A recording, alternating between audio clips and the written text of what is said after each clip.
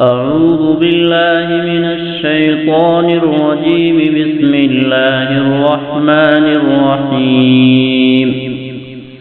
سبح اسم ربك الأعلى الذي خلق فسوى والذي قدر فهدى والذي أخرج المرعى فجعله غثاء أحوى سنقرئك فلا تنسى إلا ما شاء الله إنه يعلم الجهر وما يخفى ونيسرك لليسرى فذكر إن نفعت الذكرى سيذكر من يخشى ويتجنبها الأشقى الذي يصلى النار الكبرى